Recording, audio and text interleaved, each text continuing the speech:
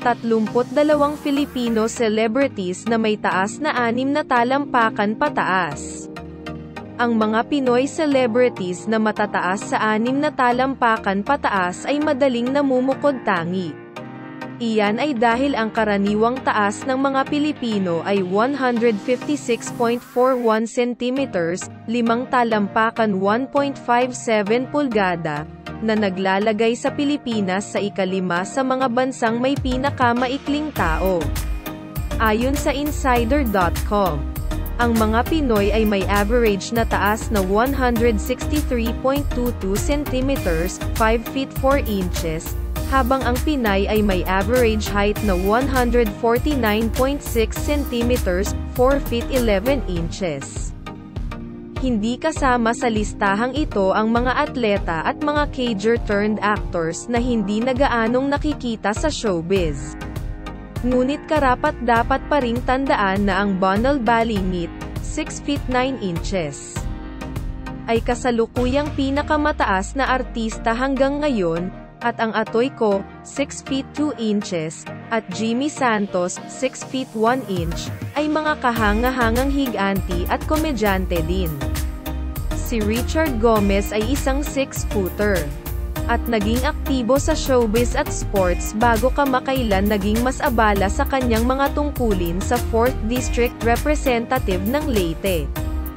Presenting the tallest male celebrities who are currently visible in showbiz. Bailey May noong November 7, 2022, nag-post ang Filipino-British singer, model, actor, dancer ng larawan niya at ng kanyang brothers na sina Darren Espanto at Kyle Echari. Isinulat niya, "Tingnan mo ito, 6 na talampakan ang taas ko at ang mga lalaking ito ay mga higanti ngayon #mybros at Kyle_Echari at Espanto 2001. Ang larawan sa kaliwa ay kuha noong 2016. Joshua Garcia, 60 feet, ang isang mabilis na paghahanap sa Google ay magpapakita na si Joshua Garcia ay 1.83 metro o 6 na talampakan ang taas. Gayunpaman, ang ilan ay nagsabi na siya ay 5 feet 11 inches. One thing's for sure, hindi maikakailang matangkad siya.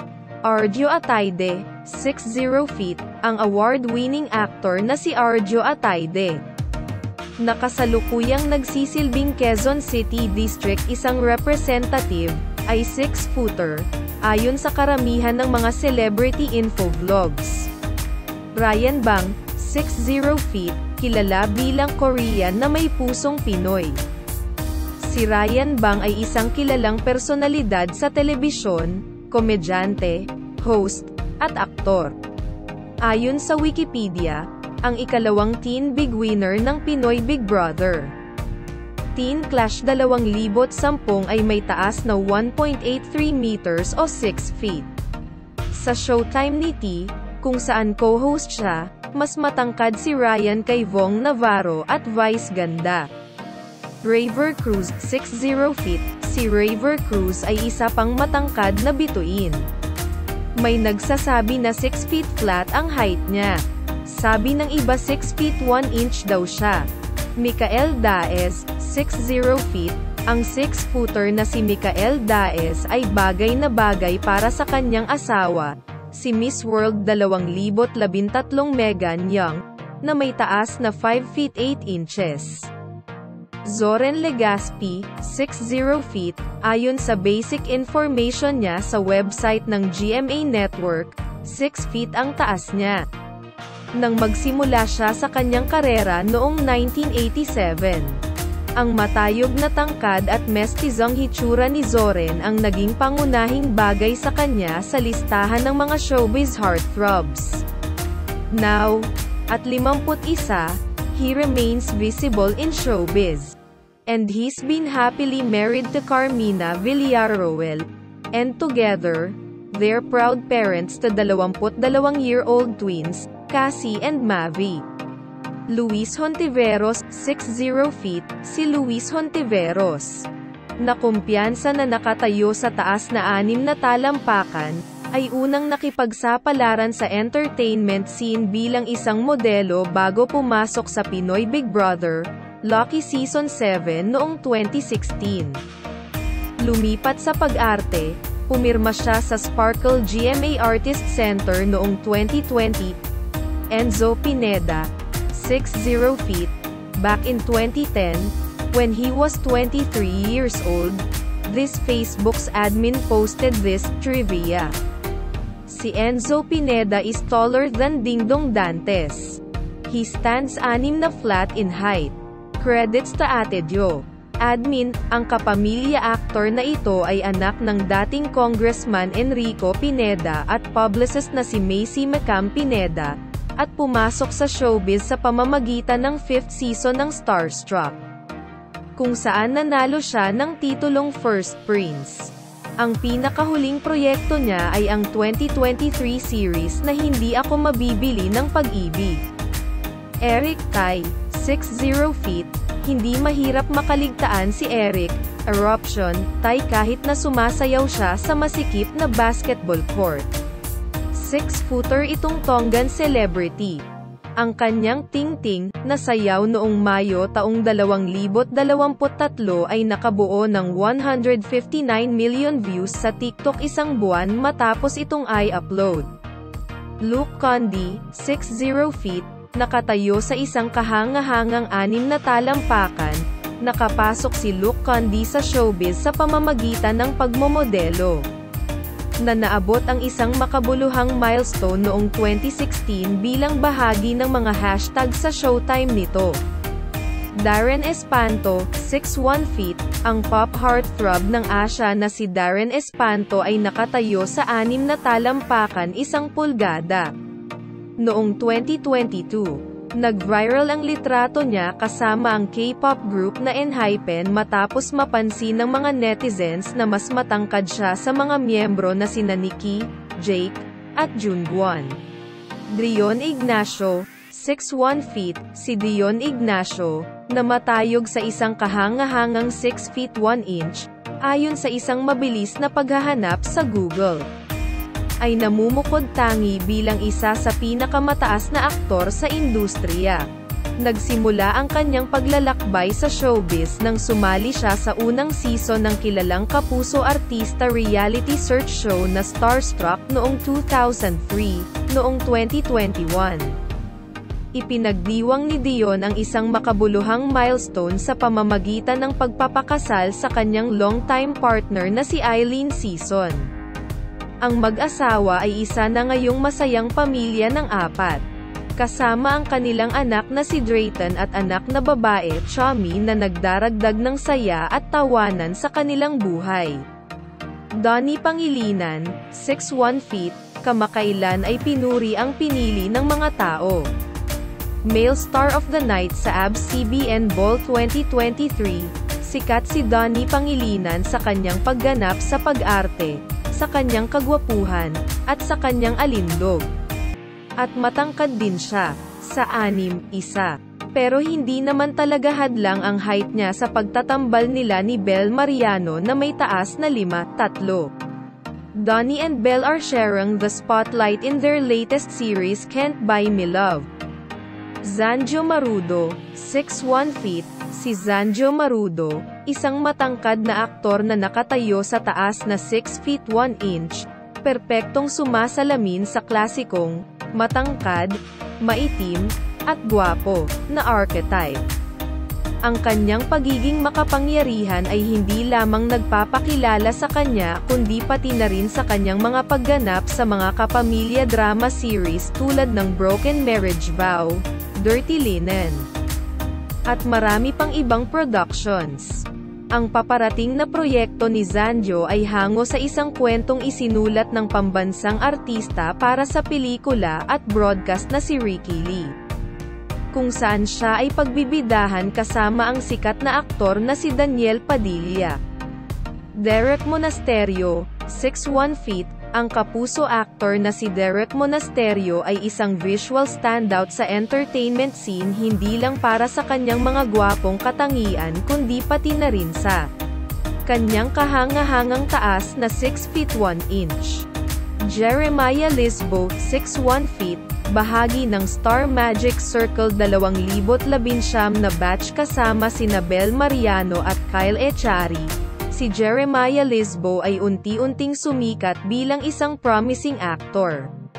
Simula noon, lumabas na siya sa mga movie at TV projects, kabilang ang 4 na magkakapatid bago ang kasal, 2020, Love is Colorblind, 2021, at both seasons of He's Into Her, 2021 hanggang 2022, at Fractured, 2023. Miko Revol, 6'1 feet, si Miko Revol ay isang negosyante, na nagsimula ng kanyang sariling kumpanya ng sportswear, Steez Sports, na dabbles din sa pag-arte. Ang pagpili ng negosyo ay maaaring dahil sa katotohanan na ang kanyang unang pag-ibig ay talagang basketball, at na minsan ay naisip niya na laruin ito ng propesyonal. At hindi nakakagulat sa 6, nangunguna siya sa marami sa amin. Si Miko Revol ang pinakasikat sa kanyang papel sa primetime show na The Killer Bride. Antonio Vinzon, 6'1 feet, kung pamilyar ka sa aktor at direktor ng pelikula na si Mark Angelo David Vinzon, or professionally known as Roy Vinzon, baka narinig mo na ang anak niyang si Antonio. Si Antonio kahit 15 years old pa lang ay 6, isa na, and he's entering showbiz, following the footsteps of his father. Binansagan na ang Sparkle Teens, Heartthrob. Inaabangan namin kung ano ang inihanda niya para sa industriya. Anjay Anson, 6'1 feet, ang Sparkle GMA Artist Center talent na si Anjay Anson ay gumawa ng kanyang screen debut sa pamamagitan ng papel ni Jed sa 2022 primetime series na Widow's Web sa tapat ni Vanessa Peña. Habang kaka-start pa lang niya sa kanyang showbiz career, bumabaliktad na siya sa kanyang husay at hitsura. Oh, at nabanggit ba natin na siya ay isang atleta at isang modelo? MJ Ordelano, 6'1 feet, nagtapos ang reigning Mr. International Philippines ng 4th runner-up sa Mr. International pageant noong October 2022. Isa siyang degree holder sa Business Management mula sa De Montfort University sa Leicester, United Kingdom, at pumirma sa Sparkle GMA Artist Center noong Marso taong 2023.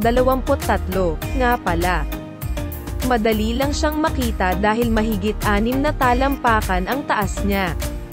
Kim Santan, 6 hanggang 2 feet, ang Chanito heartthrob na si Kim Santan ay kaakit-akit sa lahat na may magandang hitsura, magandang ngiti, at, syempre, ang kanyang 6 feet 2 inches na pangangatawan.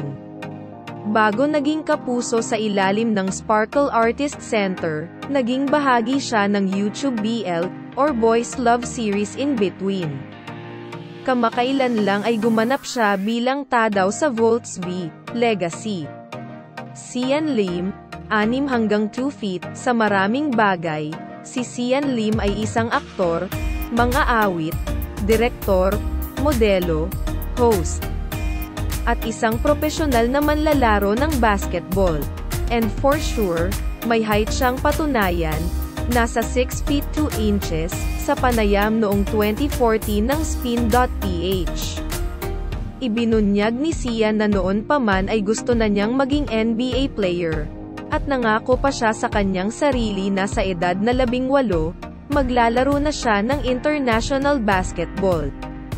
Hindi ito nangyari, ngunit ginawa ang kanyang Maharlika Pilipinas Basketball League, MPBL, debut noong 2018, na naglalaro para sa Mandaluyong El Tigre.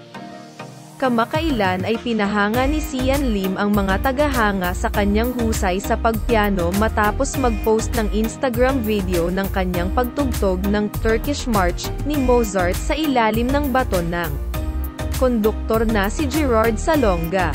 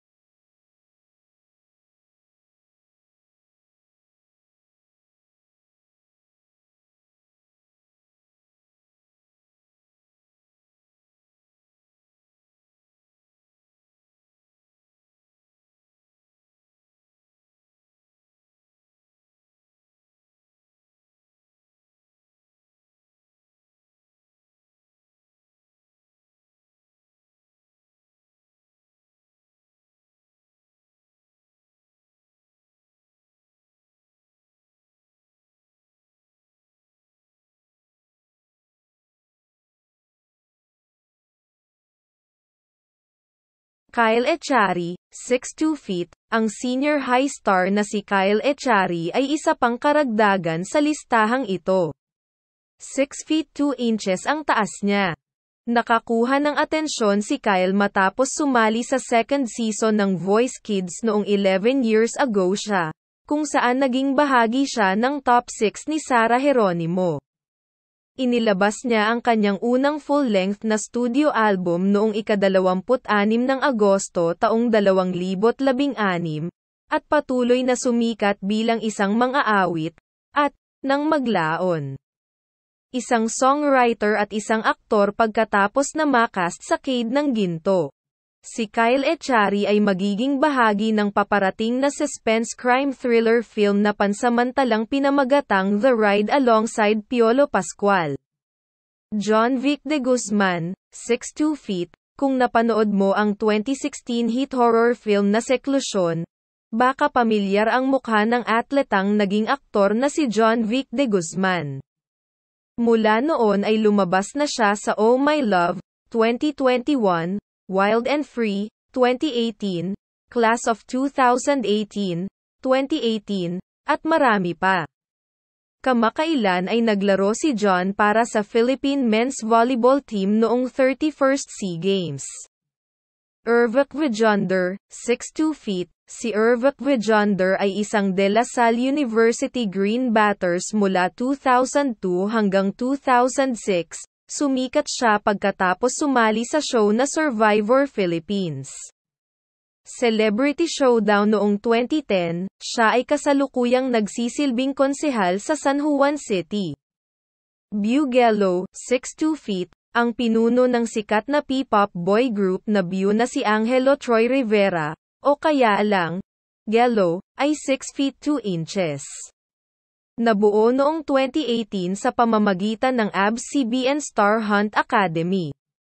Nagdebo ang 5-member group na Beau noong 2021 sa ilalim ng talent management arm ng ABS-CBN, Star Magic, na may track na The Light.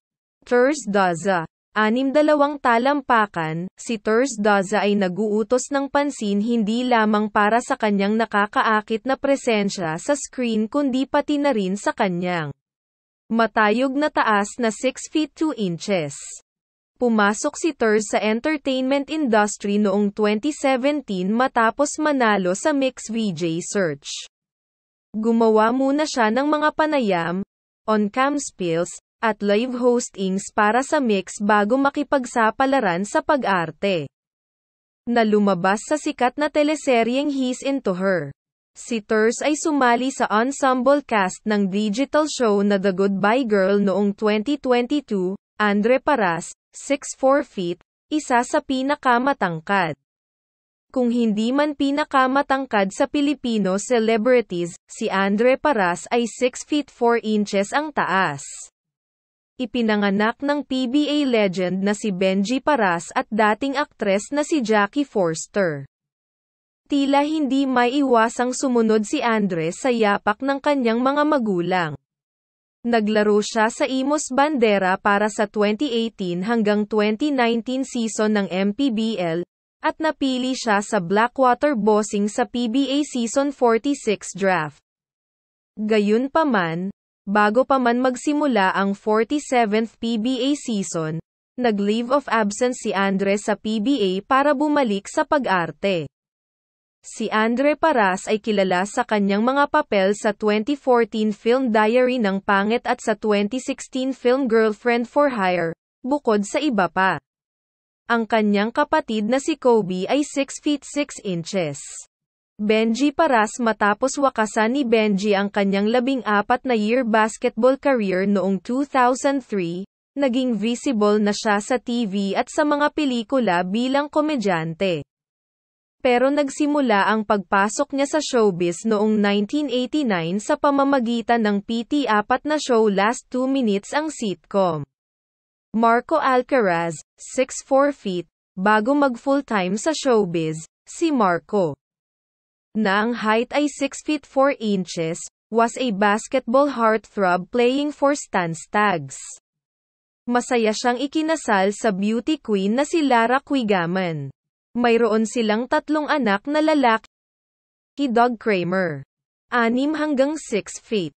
Sa pagiging dating manlalaro ng PBA, syempre hindi nakakagulat na si Doug Kramer ay mahigit 6 na talampakan ang taas.